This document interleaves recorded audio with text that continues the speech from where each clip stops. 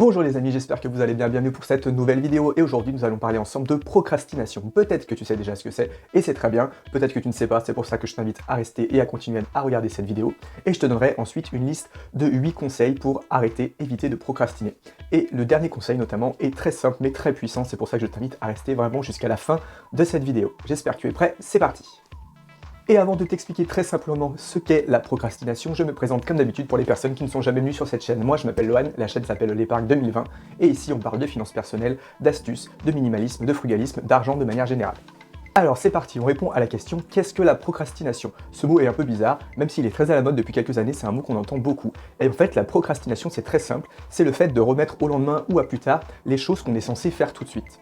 Et si vous vous rappelez bien, même quand vous étiez enfant, vous étiez déjà en train de procrastiner. Quand vos parents, par exemple, vous disaient de ranger votre chambre, vous remettiez ça au lendemain, vous préfériez jouer pendant des heures, et en fait, c'était vraiment sous la menace, entre guillemets, que vous alliez finir par ranger votre chambre. Et en fait, on a été habitué à remettre au lendemain les choses importantes. On procrastine tous pour certaines choses. On n'a pas envie de faire la vaisselle, on n'a pas envie de trier et de ranger ses affaires, on n'a pas envie de faire sa paperasse, on n'a pas envie de gérer ses comptes, on n'a pas envie de faire le ménage, on n'a pas envie d'étendre la lessive, parce qu'on préfère remplacer toutes ces activités importantes par des activités secondaires. Écouter la musique, regarder la télé, ne rien faire, dormir, peu importe. Mais en général, quand on procrastine, on remplace une activité importante par une activité secondaire. Ça, c'est vraiment la procrastination. Et avant de te donner la liste de 8 conseils pour enfin arrêter de procrastiner, je te demande 10 secondes de ton temps pour t'abonner à ma chaîne, ça m'aide vraiment beaucoup et toi ça te prend seulement 10 secondes. T'as juste à cliquer dans le lien qui se trouve dans la description en bas ou sur le petit icône qui scintille en bas à droite de la vidéo. Tu peux aussi mettre un pouce bleu pour m'encourager, ça serait vraiment super, et n'hésite pas à commenter si tu as la moindre question ou que tu es d'accord ou pas d'accord avec cette vidéo, n'hésite pas à commenter, je te répondrai avec le plus grand plaisir. J'ai aussi très récemment créé un compte Instagram, je me suis enfin lancé sur Instagram et même si je n'ai pas encore tout compris, je t'invite à me rejoindre. Mon compte Instagram s'appelle tout simplement épargne 2020, épargne sans accent. Voilà, tu me trouveras là-bas et je fais des publications régulières, j'essaie d'en faire une par jour et n'hésite pas à me rejoindre, ça me fera vraiment très plaisir aussi. Et on attaque tout de suite notre liste de 8 choses à faire pour éviter de procrastiner. La première, c'est se concentrer sur une seule tâche à la fois. Pourquoi? Parce que en fait, souvent quand on procrastine pour des petites choses qui prennent vraiment pas beaucoup de temps. Et du coup, on se retrouve avec 10 actions à faire, 10 actions qui vont nous prendre peut-être 10-15 minutes.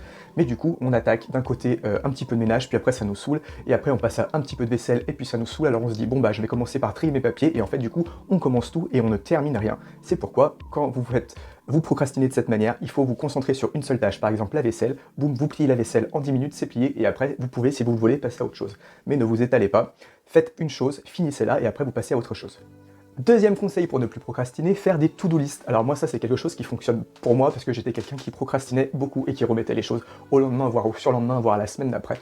Et je me suis mis à prendre un petit post-it tous les matins avec les choses que je dois faire dans ma journée, les choses importantes qu'il faut absolument que je fasse. Et du coup c'est super ludique, super simple et super cool de rayer les choses qu'on a à faire au fur et à mesure de la journée, je dis n'importe quoi, les courses, faire ses comptes et ranger ses papiers. Voilà, 3 choses, ça sert à rien de faire des listes de 10 choses, vous allez vous décourager, faites une liste de 3-4 choses importantes et vous la respectez, vous rayez et quand c'est réglé, vous jetez votre post-it et voilà, vous passez à la journée suivante. Vous pouvez aussi vous faire des post-it par exemple à la semaine ou au mois si vous voulez.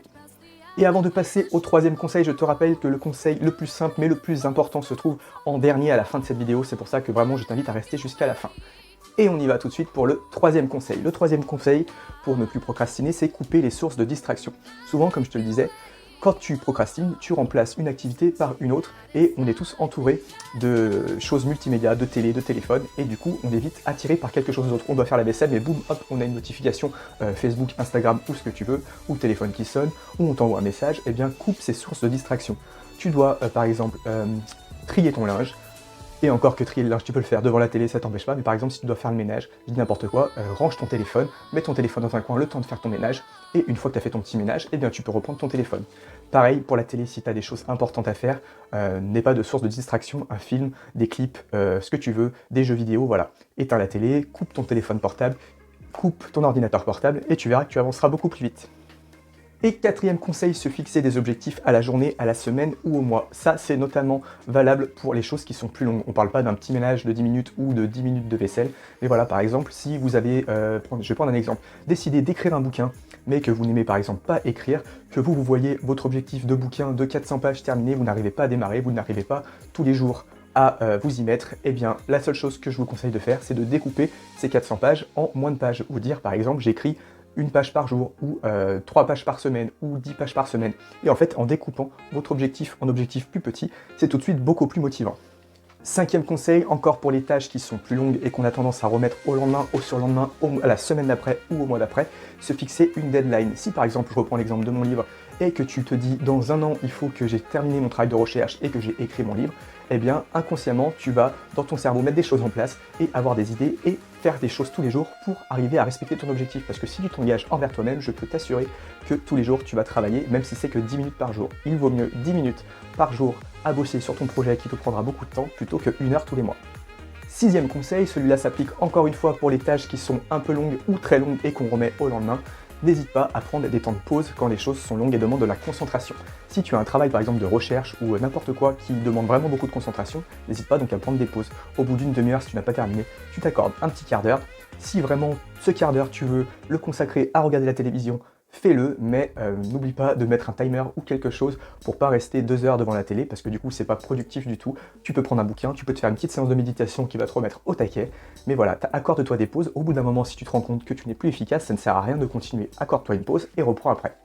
7e conseil pour éviter de procrastiner, un conseil pour se lancer en tout cas, c'est d'utiliser des starters. Alors les starters, qu'est-ce que c'est? Ce sont des petites actions que tu vas réaliser pour te motiver et inconsciemment te préparer à faire ce que tu n'as pas envie de faire. Par exemple, si tu fais du ménage et que tu n'as pas envie de faire du ménage, et bien certains, et je sais qu'il y en a beaucoup qui le font, ils mettent de la musique, ils font leur ménage en musique. Et la musique, c'est leur starter, c'est ce qui les motive à faire le ménage. Moi, personnellement, j'ai des petits starters quand je décide de travailler, par exemple, sur mes vidéos YouTube. Je vais prendre cet exemple-là. Je sais que j'ai besoin d'un espace dégagé sur mon bureau pour écrire mes vidéos et je me fais un café. Et juste de préparer le bureau avec mon papier, mes stylos et d'entendre le bruit de la cafetière qui coule, eh bien ça me motive, ça me met dans l'état d'esprit, boum, là c'est le moment où tu dois travailler. C'est mon starters à moi pour travailler sur mes vidéos YouTube. À toi de trouver chaque starters qui te convient pour chaque action. Et enfin, le 8e et dernier conseil, le plus simple mais le plus efficace selon moi pour éviter de procrastiner. Tu dois faire tout de suite chaque action qui te prend entre 5 et 10 minutes maximum. Pourquoi? Parce que comme je te le disais, quand on procrastine, qu'on remet donc les choses au lendemain, c'est souvent des petites choses, des petites broutilles. 3 assiettes dans l'évier, une lessive à plier, un coup de balai à passer dans l'appartement. Voilà, c'est des petites choses. Mais si tu fais tout de suite, même si tu n'as pas envie de les faire, chaque action qui prend 5-10 minutes, eh bien tu verras que tu vas gagner énormément de temps parce que ces actions que tu repousses au lendemain, souvent, tu as tendance à les cumuler, c'est-à-dire que tu as 5 assiettes dans l'évier, un coup de balai à passer, un coup de serpillière à passer, aspirer ta voiture, je ne sais pas, voilà. Et là tu cumules et forcément tu vois la masse de choses à faire. J'ai 5 minutes pour ça, 10 minutes pour ça, 5 minutes pour ça, 10 minutes pour ça, tu arrives tout de suite à 1 heure. Alors que si tu fais tout de suite les choses qui te prennent moins de 5 minutes, c'est-à-dire que tu vas par exemple laver tes 4 assiettes qui traînent dans l'évier et que tu vas plier tout de suite ton linge qui est en train de sécher depuis 2 jours, eh bien ça te prend 5 minutes et 5 minutes, c'est réglé, tu n'as plus ça à faire, tu libères ton esprit. Et vraiment, ça sera un vrai cadeau que tu te fais, je t'assure. Essaye, tu verras. Et voilà, c'est déjà terminé pour cette vidéo sur la procrastination avec les 8 conseils pour éviter de procrastiner.